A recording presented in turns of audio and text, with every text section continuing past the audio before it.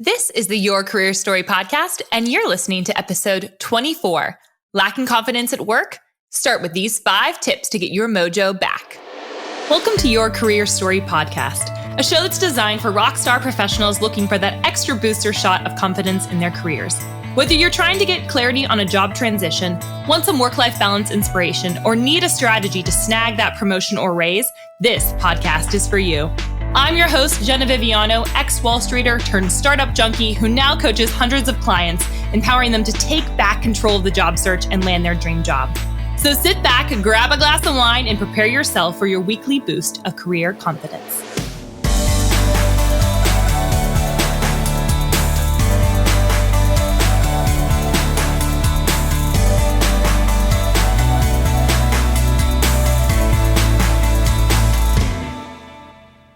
Welcome back, fam. I am so glad that you joined us today. Now, before we launch into this episode, I want to give a shout out to the folks who have been sharing with me their takeaways from each episode. Now, I love hearing what you're learning, so please keep sending those my way. You can do that on Instagram or you can do that on LinkedIn. I live in both of those places pretty equally. So my Instagram handle is at Jenna_Viviano, and that's Jenna with one N. Or you can find me on LinkedIn by just searching in the search engine box up at the very, very top of LinkedIn, Jenna Viviano. Super simple. Again, Jenna with one N. So keep on sending me the things that you're learning from this podcast episodes. It's super helpful for me. So in particular, I actually got a message from a woman named Crystal who had an amazing takeaway from episode 21. It was my story from Wall Street to Coach. Go back and listen to that if you haven't listened to it yet. She reached out to me on LinkedIn and she said, my biggest takeaway is that I need to stop analyzing and start taking action. I too am stuck in an accounting role whose passion has long since burned out. I'm an MBA in process, 2 classes in, and trying to figure out where I want to go from here and looking for a role that will allow more flexibility and fun. I typically get stuck in the overthinking rut and never create an action plan, so I'm sure I'll be playing this episode over when I'm feeling unmotivated again. Crystal, that is amazing. Thank you so much for sharing with me. And again, friends, keep sending these my way. It encourages me, but also it helps me understand like, hey, are you actually taking the information that you're learning and putting some action behind it? Because I don't care about you just consuming information. I care about you doing something with it. So, all right, today's topic. Now, this topic that we're discussing is something that is near and dear to my heart. It's something that has personally impacted me, and I've seen personally impact a lot of my clients. Today, we are talking all about confidence. Now, there's a couple of reasons that I find this subject matter, specifically for my female listeners, so important. For me personally, as if you guys have listened to episode 21, you know that what that difference can make when you are going from feeling not super confident in your career to feeling really confident in your career. And if you want to hear back to my story, episode 21, where I talk about my journey from working on Wall Street, where I was super not confident, to actually getting in my position now where I'm really confident that I can provide value for clients. I'm really confident in my capabilities as a writer, and I'm really confident in my capabilities to just run a business. So that world of difference has impacted me not only professionally, monetarily, but also personally as well. It bleeds over. A lot of you know that if you are not confident at work, it usually bleeds over in your personal life. And if you're really not confident in your personal life, some of it will bleed over into your professional life. So confidence in general has been personally impactful for me. The second reason why I love this topic is because I have seen the difference it has made in my clients' lives, like worlds of difference. I have a client right now. She is a total rock star in everything that she does. She's worked for really impressive people, has, evolved in her career. She makes really great money, but she was just not confident in her job. And by working together, she was able to understand what she was really good at. She got clear and crystal clear on what she wanted to be doing in her career. And then she got the pathway to actually go from feeling really stuck to getting unstuck and having vision, direction, and motivation. And so personally, whenever I look at my work, I don't think about, when I'm revamping somebody's resume or LinkedIn, that I'm just handing them a piece of paper or making sure that they look shiny online. I really see my work and what people who are other career coaches out there, if you're listening to this, you probably resonate with this. I'm not just handing a piece of paper. I'm showing clients a side of themselves that they have never seen before. So if you want to work with a career coach, definitely you don't have to work with me. There are plenty of really great resources out there to find other great career coaches. But if you're feeling like I'm just not feeling super confident in my career, talk to a career coach. They can help you uncover what your secret sauce is and help you express that in your job, throughout the job search process, and when you're trying to get a promotion. I really feel like when working with a career coach or just working with somebody in general that can give you a third-party view, it makes somebody realize like, oh, wait, I'm actually really good at this thing that I thought I was really bad at. And people would totally pay me money to do that thing. And oh my goodness, I should totally negotiate because I am a rock star and I provided this XYZ value for my organization. Why would they not pay me this amount? And why would a company, they would be silly if they didn't want to hire me. So it's amazing to me how many people don't actually take a step back and think about in their career, hey, am I actually being confident in what I'm doing? Do I really believe that I'm supposed to be here? Or do I feel like a fraud all the time? So if you are, maybe you're one of those people, maybe you feel like I'm just really not confident in my career. I know I'm lacking that confidence. Here are some surefire ways to know if you're actually lacking confidence at work. Number one, if you don't like talking about yourself or your accomplishments. 9 times out of 10, when I'm talking to folks, whether it's on LinkedIn or Instagram, or I'm just having conversations with clients or in real life, people always tell me, Jenna, I'm really about that personal branding thing, but I don't like talking about myself. I feel really uncomfortable. I feel really sleazy. Friends, there is a way to talk about yourself that's not arrogant, that's confident and clear, and doesn't make you sound like you're arrogant. So also, if you're worrying about sounding arrogant, you probably don't have to worry about it. It's the people that don't think they sound arrogant that have to worry about it. So that's number one. You may be unconfident or may be lacking confidence if you don't like talking about yourself or your accomplishments. Number two, if you don't think you have the right to negotiate your salary, I have a lot of clients that will come into the door and they'll say, well, they started me off here. And is it right for me to ask for that much? It's a really huge pay gap between what I'm being paid now to what I want to be paid. Like, is it really appropriate? There are very few instances, in my personal opinion, where you do not have a right to negotiate. Typically, if you're a new grad and you're entering into a program, I know for myself, when I worked at Citibank, there wasn't room for negotiation. You're in bands and that's just that. Now, when you get a little bit more into your mid to senior level roles, there's a lot of room to negotiate, and companies create space in their budgets for you to negotiate. So if you're not negotiating, you are leaving money on the table. And also, if you think about it from the flip side, it is the easiest money you could ever make by negotiating. It's the easiest 10 grand, 5 grand, even 1 grand that you can make in your life by just spending 5 to 10 minutes negotiating your salary. Number 3, you may be feeling not confident, or you are lacking confidence if this is true for you. If you have a tough working environment, typically a critiquing boss, maybe micromanager, and you're constantly reminded that you're not living up to expectations. I actually did I just came off of this, a whole entire episode, or rather a course with LinkedIn Learning. I flew out to Santa Barbara and did a whole entire course on how to deal with micromanaging bosses, because it can take a hit at your confidence and it can be really destructive for your career overall if your confidence and your content in which you work in, they go work simultaneously. So if you have a micromanaging boss, you probably are lacking some confidence along the way. One, I'm going to let you know on LinkedIn and on Instagram when that course officially goes live with LinkedIn Learning, so you can listen to that. But you probably are lacking confidence if you have a micromanager. So that's another reason. Some other ways that you know if you're lacking confidence at work is if you keep quiet at meetings. So if you don't raise your hand, if you don't want to give your opinions, that's one way to know that you're probably lacking confidence. Another reason is if you are massively indecisive. So I have a lot of clients that will ask me, what should they do with their career? Now, as a coach, I'm never going to tell you exactly what you should do with your life. If you have a coach that does that, that is not wise. They can provide suggestions, they can give pathways, they can give direction. But a coach should never tell you this is exactly what you should do based off this personality profile or whatever that may look like. You, at the very end of the day, have to make decisions for yourself. So if you're becoming really massively indecisive, you're probably lacking some confidence along the way. Number 6, if you're constantly looking left and right and benchmarking and thinking, wow, I'm so far behind. Look at so-and-so. They got a promotion. They got a raise. Why didn't I get a promotion? Oh my goodness, they're going to make so much more money than me. Why am I not where they're at? So this goes into a totally different tangent, but I really do believe that if we are looking left and right, we are not looking at our own paths. And so if you're looking left and right, you're probably not secure with where you're going, and therefore you're lacking confidence. So if that sounds like you, this is a great episode for you. And finally, you might be asking the question to yourself, if you've ever had the thought, hey, does what I'm doing even matter? Is this work matter? Do people actually care? So if you are not confident in your work, you probably are asking this question to yourself. So if any of those things sound like you, I know we went through a lot of those different things. If any of those sound like you may be lacking confidence at work, and this episode is for you.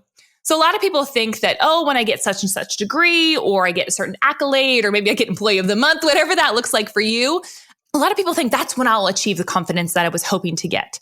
The reality is that is 100% false. That is a lie, that whenever I get to XYZ point, then I'll be confident. That just is not how life works. I know from my own personal experience, if you're reflecting back on your own career, you probably know that that's true for you. So I'm going to tell you about a client of mine who I worked with. And when we're talking about, hey, do you have when you get all these accolades, then you will be confident. That is definitely not true. One of my clients, she went to a top tier university. It was either, I can't remember exactly which one, but it was either Harvard, Yale, or Princeton for her undergraduate degree. Then she went to Columbia Business School. She got into a top tier investment bank to work at, and she was struggling with the worst case of lack of confidence that I had ever seen. And so what that goes to show me is that just because you get XYZ amount of money, just because you get XYZ like promotion or raise or whatever that looks like, the external factors really do not matter. It is an inside job first. And if you're thinking back on your own career and, those things that you thought would fulfill you actually don't end up fulfilling you, it's probably a good idea to start to rejigger or rethink about how we think about confidence. It's not a matter of when I achieve this, then I'll feel confident. You have to be feeling confident throughout the entire process. And we're going to get into how to actually get your mojo back, because that's super important. I'm actually going to read to you a quote by my friend Elizabeth Evans. She is a total rock star. She's a copywriter extraordinaire, podcast queen. She wrote this on Instagram recently, and she said something so profound. She said, "What if we lead and create from a place of confidence? Write from a posture of humble authority. Paint from a perspective out of self-expression. Teach from a platform of courage. God didn't place you in a position to experience it from insecurity." So God didn't place you in a position to experience it from insecurity. That's amazing.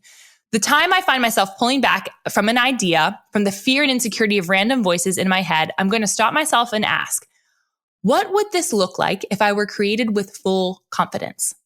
What would it look like if it were created with full confidence? That is so good. So I want you to reflect on your own career. What if you led and created and worked in your place of work, whether it's you're an entrepreneur or whether you're in a 9-to-5 job, from a place of confidence? What would that mean?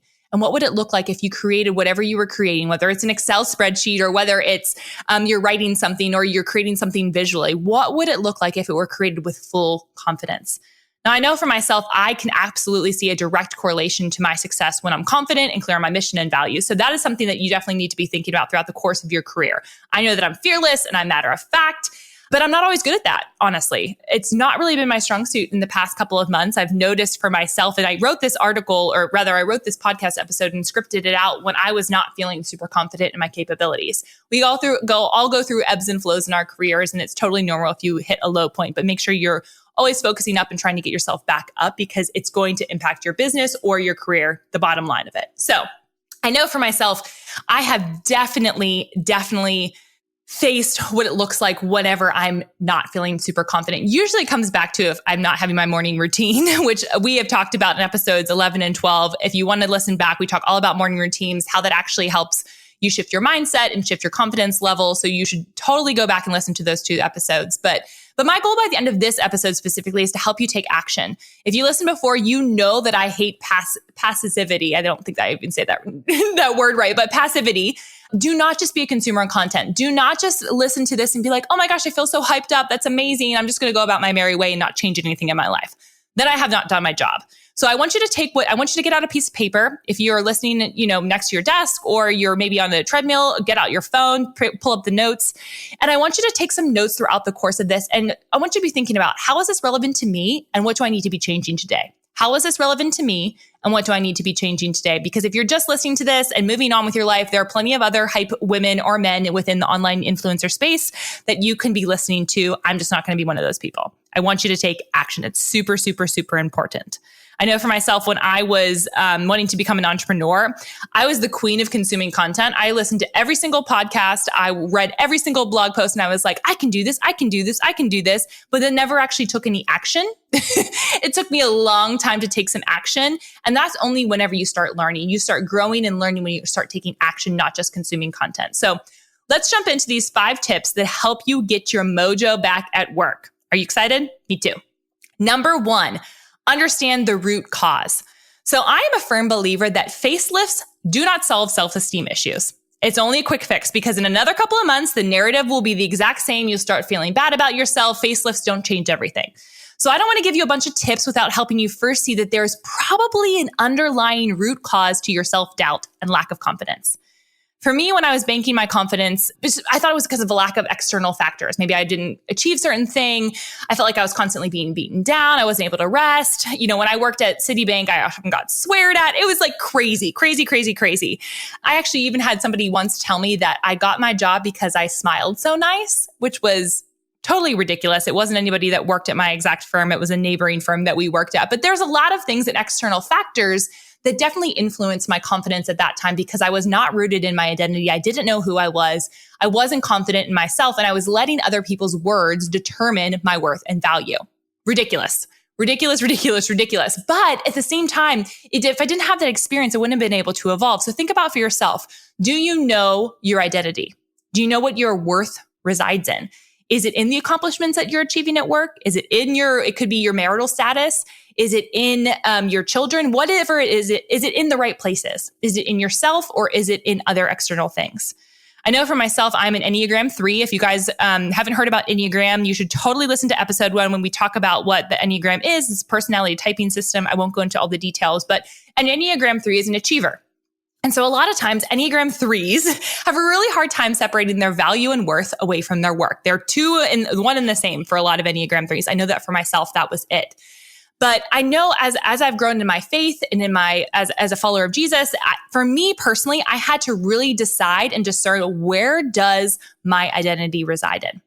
For me, I had to decide it was in the Lord. It wasn't in myself. It wasn't in my accomplishments. It was solely in that. And from that point on, I've been able to, whenever somebody hits back on me on social media, because it happens, or when a client maybe doesn't like exactly what I've done, I don't let that totally rock my day. I'm able to reframe that in my mind and move it towards something else because I'm not relying on my accomplishments to get me through, to make me feel good about myself. So for you, what is the root cause? What are the things that are affecting you and making you not feel confident in yourself? Is it external factors, or are you actually making sure that your identity is rooted in something else? So the external factors could look like something that's in your environment. So what I was talking about earlier with, I was in that city, I was in investment banking, and it was just a really bad environment, but I was letting those external factors impact what I thought about myself. Maybe it's people or comments that you're getting. Maybe it's family members. Maybe it's friends. Whatever it looks like, what is influencing your confidence? And then the internal factors that could be influencing your confidence look a little bit different. They could be negative self-talk. So we often are our own worst enemies. Sometimes we say the most hateful things to ourselves that people externally would never say to us, or we would never say to somebody else. Maybe you shame yourself. Maybe there's trauma from your past that you just haven't gotten through yet. I would highly recommend going to a counselor, therapist, whatever. I get a lot of people that will come to me, and I'll say to them, you don't need a career coach. You actually need to go work on those hard things that are actually much more deeper and hard rooted within your heart. So the feelings matter at work. A lot of people will say the feelings don't matter at work. I firmly believe that they do, because if you aren't showing up to work as a whole, healthy, well-rounded person, and feelings are a part of that, it's going to have a ripple effect on your work experience, but not only work experience, your performance. So some questions you can start to ask yourself, and I want you to write these down. What lies am I believing about myself? What's not true? Who am I speaking over my life? Are they good for me? And number 3, what are my core values, and am I living from those? So the number 1 is, what lies am I believing? Number 2 is, who am I letting speak over and into my life? And number 3, what are my core values, and am I living from those? These are the questions I ask myself on a regular basis. I'll be journaling through them. I'll be thinking about them, and I'm constantly reframing it for myself. Am I actually living from those things? If that, then usually my confidence, if I'm doing those things all well, or if I'm in a healthy space with each one of those questions, usually my confidence is in a good place. If I'm not, and I can reflect on this from the past couple months when I mentioned that, hey, I wasn't feeling super confident in myself, I was believing a lot of lies. I was letting people speak into my life that didn't have a right to speak into my life, and that I was not aligning with my core values. Those 3 things were not aligned. Therefore, my confidence was failing. So I'm certainly no licensed psychologist, so I believe that counseling helps with all these things. I said that before, but these are just some things that I personally have helped with me, and then would help some of my clients. So you have to first uproot all the roots that are there. You can't just chop down the tree. So I often tell folks that, hey, sometimes we are chopping down the tree and we're getting to the very bottom, but we haven't really uprooted the roots. Sometimes we need to get in there and uproot the roots. So for you, think about that for yourself. Do you have to uproot some roots?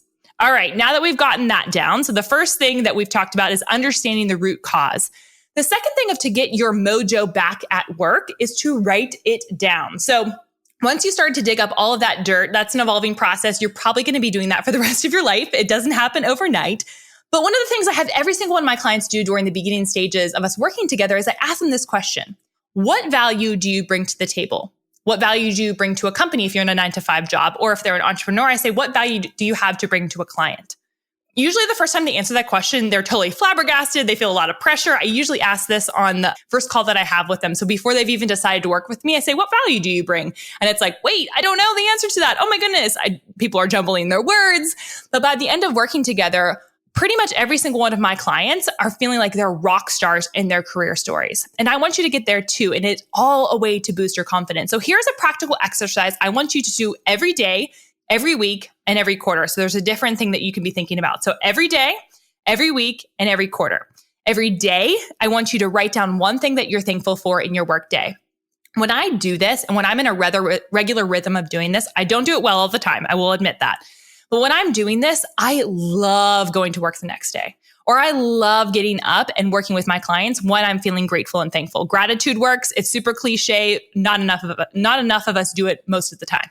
So on a daily basis, I want you to write down one thing that you're thankful for in your workday. And then every week, I want you to write down your work wins for that week. Think about the things that you got praised for. Maybe you met XYZ awesome goal. Maybe you learned something. What did you finish? Who did you have a really great conversation with? What made you feel really energized? And what fears did you get over? So what did you get praised for? Think about that right now. What's one thing that you got praised for this past week?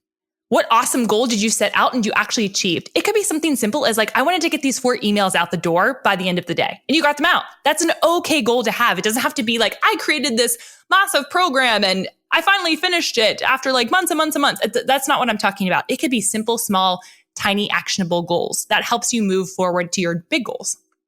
What's something amazing that you learned? I think about some things for myself whenever I learn something new. Maybe it's about marketing with my business, or maybe it's even something about a client or something that I feel like the Lord is speaking to me on, whether I'm in a client meeting or I'm talking to my marketing manager. I'm always learning something. And when I reflect on that, I'm like, wow, that was a really cool week.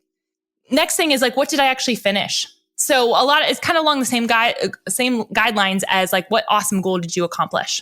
Who did you have a really great conversation with? Oftentimes when we're in organizations, we think about all the bad conversations that we've had. Maybe our boss was kind of rude to us, or maybe this coworker isn't cooperating. But what really great conversations did you have? Let's think about the positive spin to this. What things made you feel energized? I ask this question to a lot of my clients because a lot of us don't pay attention to the things that don't energize us. Similarly, we pay attention to the things that annoy us, but we don't pay attention to the places where we're really like in the zone, in that workflow, where our creative juices are flowing. Sometimes for my clients, it's like, oh, when I'm in an Excel spreadsheet and I'm just left alone, I am in the zone. I love doing that. I feel really energized. My other clients, it's like, when I'm in the flow of writing content. That could be something else.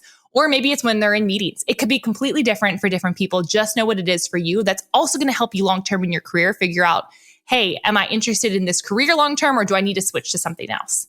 And then finally, the last thing to celebrate and the work win that you should celebrate is what fear did you get over? We all go through fears, whether micro or macro in our careers. Which fear did you get over this week? And constantly moving towards more freedom is the goal. So not only is this a fabulously fun exercise, it helps you remember and reflect on all the good things that happened in your week. And remember, there's so much negativity around work these days I don't even want to get into all the negative things that you could potentially be thinking about when thinking about work. I want you to focus on the positive things because that's going to help you move forward. It's going to make you be a light in your workplaces and it makes you actually perform better, honestly. So if you want a copy of this worksheet, the worksheet that I often use with a lot of clients, I want you to head on over to www.jennaviviano.com/workwin and snag your copy so that you can get in the rhythm of doing this every week. Now, we talked about what you should be doing every day with gratitude, every week with the work wins. Finally, I want you to also reflect on a quarterly basis and identify 3 big results you were able to produce for your company, or if you're an entrepreneur, for clients or for your business. And I want you to update your resume. Now, this is so important. I'm releasing, and if you guys have been following along on my Instagram, you know that I've just released some resume templates. You can head on over to jennaviviano.com/shop to check out those new resume templates. But my big beef with people and their resume is that they don't update it frequently enough. They think they should only update it when they're about to land their job or about to apply for jobs. The problem with that is that you forget what you've done. So you procrastinate on your resume, you don't actually get it done, and then you're not actually showcasing the full breadth of what you've been able to accomplish over the past 6 months, 2 years, 3 years, 5 years. I've had some clients that haven't even focused on their resume in the past 7 years. I mean, that is just way too long. So I want you to get into the rhythm of actually on a quarterly basis, picking out the 3 things that you're really, really proud of. Usually they're projects you worked on, key accomplishments that you've received, or things that you've been evaluated on. And I want you to just write those down, put them in a notebook and keep them for safekeeping. If you want to directly update your resume, bonus points for you. So the goal here is to get proactive. Documenting our careers is so important. So how do you know what works and what doesn't work if you don't record all of it? So that's my second piece of advice. So make sure that you write it down. The third way to get your mojo back in your job is to create a filter. I use this analogy a lot with my clients and then quite frankly, with myself. There are 3 ways to receive feedback or comments from other people. So first is that you receive it like a dagger, which I'll explain a little bit what that means, or you receive it like a burr, like those little prickly things that you see on television that get stuck to you, or you receive it like a ping pong ball. So you can receive feedback, whether that's from a micromanager or other people at work that are negative, and you can receive that like a dagger. It pierces straight through you. If that is affecting you like in that way, if somebody's words are affecting you like a dagger piercing your heart, you are giving them way too much credence and way too much weight and thought. Now, if you have graduated from there and it's kind of like their words come to you and they like kind of get stuck to your outside, they don't really penetrate, but they're kind of there on the outside and they're just kind of really annoying. That's how I receive, quite frankly, a lot of feedback. I will just like get that and it'll kind of be really irritating to me. And then eventually it'll fall off. So that's a burr. Then the last piece, which is if you are living in total freedom, is if you are receiving that negative feedback and you're letting it bounce straight off of you like a ping pong ball. So are you receiving, think about it for yourself right now. Are you receiving words, negative feedback that people are giving you, like a dagger, like a burr, or a ping pong ball? Let's just say you finished a huge project. You put in a ton of hours, you double checked and you triple checked your work. You had the foresight on what your micromanaging boss, if you have one, might nitpick, and you made sure you followed their exact protocol.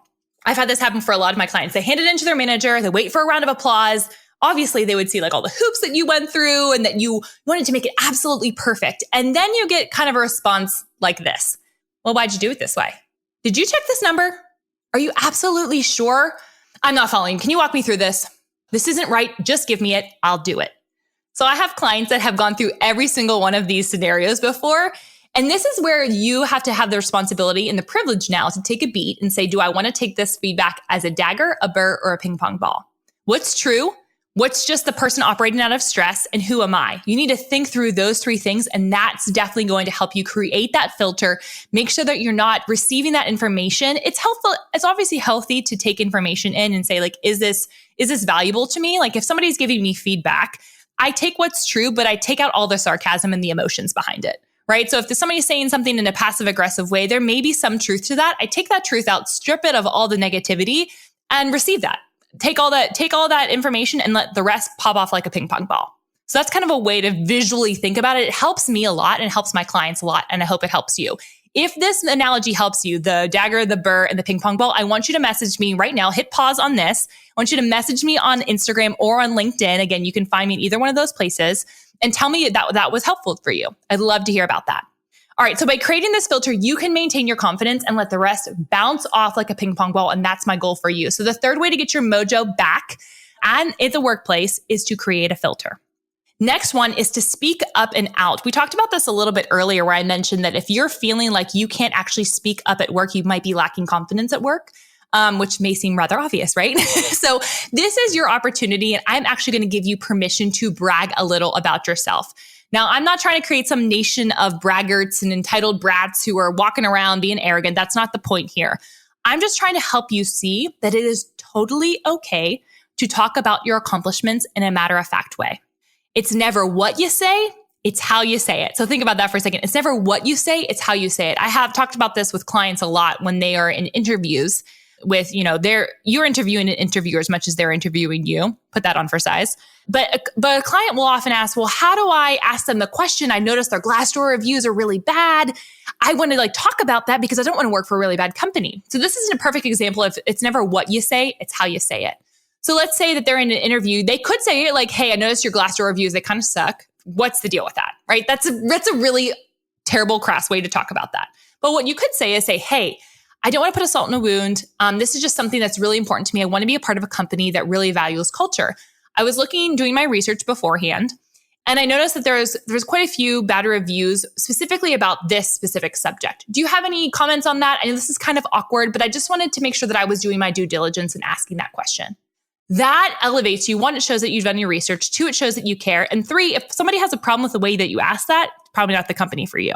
So that's the main thing it's important to make sure that you are speaking up and speaking out. It's never what you say, it's how you say it. Now, my ladies, if you are listening, I want you to take note to what I'm about to say because you have a very particularly hard time doing this. I often see more similarities between men and women in the workplace than most people, but this is one specific area where I do see there's a huge discrepancy between how men do approach situations and how women approach situations. My men do have a hard time with this, but here's my thought. If you're worried about sounding too arrogant, which is what a lot of women are worried about, they're worried about sounding braggy, they're worried about sounding like they just think very highly of themselves. Here's the thing. Nobody is going to be your career advocate except for you. So you need to start acting as if you are actually confident in your capabilities. There is a way to do that in a matter-of-fact way that's not going to come across as snarky or rude or bossy or any of those things that you're worried about, that you're thinking about, that I hear about all the time. You do not have to worry about them as much as you think that you do. So if you're worried about it, you probably do not need to. I also see this as a big issue with my Christian friends. You guys are also the worst at this. So if you're a believer, a Christian, a follower of Jesus, you've often probably been told to be humble, to be humble, to be humble. And while I absolutely believe that to be true, it is also an insult to your creator if you do not celebrate the gifts that you've been given. It is an insult to your creator if you do not celebrate the gifts that you've been given. Oftentimes, I think we think that at the end of the day, if we really believe that we are not actually the ones who created ourselves, and yes, we steward those gifts really well and we worked really hard at those, but if we really believe that we're given all of these things, wouldn't we want to celebrate them? Because it's not really a celebration of myself. It's a celebration and worship of the creator who gave them to me. So that's just some food for thought. If you're a Christian and you have this thought that, hey, I don't want to sound too not humble because humility is really important to me, just think about that for a second. Here's some places that you can speak out and up in. So if you're in meetings and you have an opinion, let it be heard. Don't be snarky. Don't be rude. Just say, hey, I actually had this thought that we could do strategic. This project should look like X, Y, Z. I know that we were thinking about this direction. Here's why I think, based off the research that I've done, why we should maybe go in this direction. The worst that somebody can say is no, or be silent, or just make it a little bit awkward. And that's more on them and less on you. You should also be speaking up during performance reviews. You should come to the table with a business case study of what you've been able to accomplish for the organization. If you do that, one, you're going to look super impressive. You're going to look different than everybody else that's on your team. And you're actually going to have feedback and stats and figures to back up why you should negotiate your salary. So those are just kind of some thought processes around when are some places that you can actually speak up and out. So here's the big thing with that specifically. I have a client right now, and she is really not really super great at speaking up and out. And we had a conversation recently about her inability to do that and what that stems from. It really goes back to the first thing we talked about. What is that heart issue? What are the lies that you're believing? Where are you placing your value? Is it that you're so worried about what somebody else thinks of you? Is it that you're worried that maybe you're worried that you're going to get fired? Maybe there's some faith component that needs to come into that and step in and actually make you feel like, hey, if I really believe that this is true, if I really believe that I can provide value here, why am I only doing myself a disservice by not speaking up and speaking out? Sometimes you have to be brave. Sometimes you have to show up, and sometimes you have to speak up. All right. The last thing that I want to talk about of how to get your mojo back at work after we just finished talking about speaking up and speaking out is to surround yourself with people who believe in you. Now, this sounds like a no-brainer, but too many of us and too many of my clients, which drives me nutso, do not have people in their corner supporting them. And so I cannot stress this enough. You are the average of the 5 people you spend the most time with. We've heard that phrase probably if you're in the professional development world. If you're into personal development, you've heard that phrase before, but it is so true. You need to make sure that you're surrounding yourself with people that are like-minded, that are positive and encouraging. So my question to you becomes, do you have a support system? What does that look like? How do you interact with them? Are you in a community of people that are like-minded?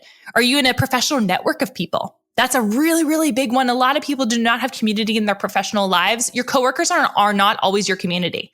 Actually, most of the time I would say that they're probably not, or they shouldn't be full-time. All right. And let's also talk about, are you actually sitting around when you are with those coworkers? I know this is a big issue when I worked in New York City, but are you sitting around happy hour? Because, that's a fun activity to do with your coworkers, but are you sitting around happy hour complaining about leadership? This might be convicting to some of you that are listening because I see this a lot. I've been guilty of it myself, but I remember when I used to work at a couple of the companies I worked at in New York, where this was a common thing where we'd go down to happy hour, you get a couple of drinks in you, and people would start talking. That not only is not healthy for you specifically in your heart, it is not healthy for the culture of the organization. So make sure you're surrounding yourself with people who believe in you. I know for myself, I had to remove myself from a lot of the situations. I would often not go out to some of those happy hours because I had other things going on, thankfully. But I just knew that was going to be a slam fest and I didn't want to be a part of it. And so if you know that that's the situation for you, you may not be able to find community within your coworkers and you maybe need to find it somewhere else. So my question also becomes like, who are the negative Nancys and the fear-mongering Freds, as I like to call them? Who are those people that are in your office? Identify them. Probably don't write them down somewhere where it can be found, but just think about it for yourself. Who are those negative Nancys and fear-mongering Freds? Are you letting those people speak into your life a little bit too much? And who are the people that are super positive? Who are the people that you actually really enjoy talking to you? How can you spend more time with them at work? I know for myself, I really am a huge proponent of getting a mentor. So that's kind of the first step into getting yourself around people that are super positive, is identifying who could be mentors for you and actually asking them to meet with you. You don't have to say, hey, would you like to be my mentor? You can if you want to, but I would recommend trying to find a mentor first to get those right people in the right places. 2, you need to cut the fat. So once you identify who those negative people are in your life, you need to start cutting them out. And it doesn't mean you don't have to be friends with them. It doesn't mean you don't have to be in the same room as them, but you have to not let them impact you. So if that means taking some time away from that person, that is totally appropriate. And the last piece is to hire a coach. Again, you do not have to hire me, but there are plenty of coaches that are out there that can give you a third-party perspective of what's going on right now in your career and what's going on in your company. I think coaches are really valuable for lots of areas of life, but specifically because they are not as emotionally invested in your life as you are, or your parents are, or your friends are, or your significant other is. Those people have a lot more emotions attached to you, where a coach can really come in, identify and take a 30,000 foot view of what's going on in your career and be able to provide insight and information as to what you should do next. So hopefully that's been helpful. The last piece, again, is surround yourself with people who believe in you. Cut the fat, get a mentor, hire a coach. All those things are going to be super helpful. All right, y'all, this was a long one today. But as I said, I have a ton of thoughts on this subject around building your confidence, because I really, really believe that it affects our success and how we view our success at work. Success truly is what you make of it. And if you are not making sure that you are keeping your confidence levels up, if you're not making sure that you are surrounding yourself with really good people, if you're not making sure that you're creating a filter for the people that are super negative in your life, it is going to drastically affect not only your performance at work, your emotions at work, but also monetarily. I truly believe that it affects you monetarily downstream if you are not feeling confident at work. Success is only half achievement and half confidence. Don't forget that other part of the equation. So just to recap, the 5 tips to get your mojo back are: number 1, understand the root cause. Number 2, write it down. Again, head over to www.jennaviviano.com/workwins. Number 3, create a filter. Number 4, speak up and speak out. And number 5, surround yourself with people who believe in you. That is so, so, so important. So for you today, what if you looked at yourself as the expert in whatever you do? What if you operated from that confidence level? Maybe you're a marketing leader at your company. What if you spoke up in your next meeting about a direction you believe the strategy should take? Show up with stats and a plan and act as the expert that you are and take ownership of that. Maybe you're a finance professional who has gotten beat down, as I did in my analyst role, which I talked about. But what if you lifted up your head and noticed today all the things that you totally slayed at, with no help from your senior managers at all whatsoever? What if just for today you focused on all the good things? And maybe you're in between jobs. Maybe you're interviewing for a job, and instead of regurgitating all the tasks that you've done in your career, what if you showed that company that you're interviewing with what results you've produced and how it could impact their business? That's just some food for thought today. Today has been so fun, guys. I really enjoyed this. Again, if you want to download the Workwin document, please head on over to www.jennaviviano.com/workwin to download your free PDF to keep track of those amazing things that you've done this week. As always, give me a holler on LinkedIn and tell me what your biggest takeaway was from today's episode. Bye for now. Hey, y'all, thanks so much for listening to Your Career Story podcast. I would love to get to meet you. And there are a couple of ways that we can connect in between episodes. First and foremost, you know I love my LinkedIn. Second is via Instagram. And third is over on my website. I actually have a special spot just for you full of fun, free resources. So all you have to do is go to www.jennaviviano.com/resources. Super simple for a bunch of freebies that will help you boost your career. Hope to see you next week.